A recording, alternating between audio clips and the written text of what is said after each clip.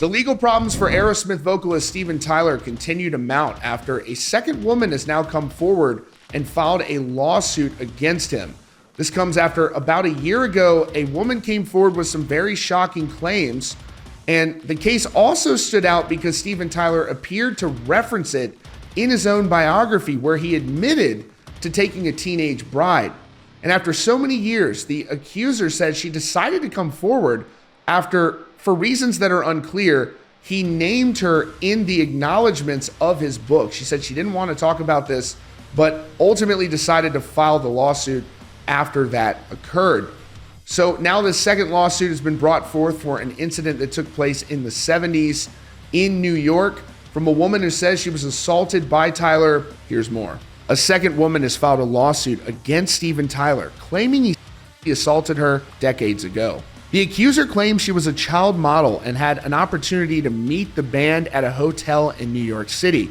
She says while on the way there, he forced her into a phone booth, kissed her, and groped her. She also says he sexually assaulted her once they arrived at the hotel. The lawsuit says Tyler used his power, influence, and authority as a well-known musician to sexually assault her. Again, this comes a year after Steven Tyler was sued by a woman by the name of Julia Misley, who says that he assaulted her when she was a teenager in the 70s. She says as her parents were big fans of his, he persuaded them to give him legal guardianship so that she could travel with him around the country across state lines.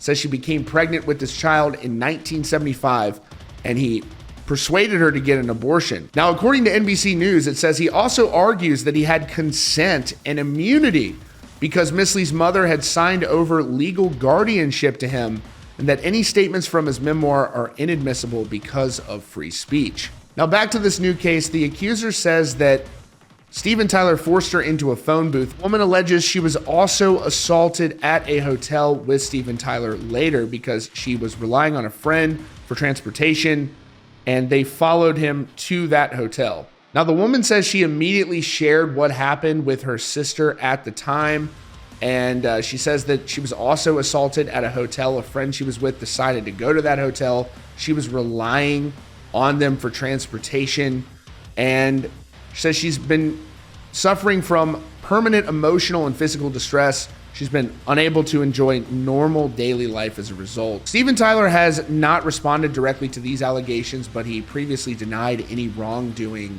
in the other lawsuit that was filed approximately a year ago. Likely more to come on both cases.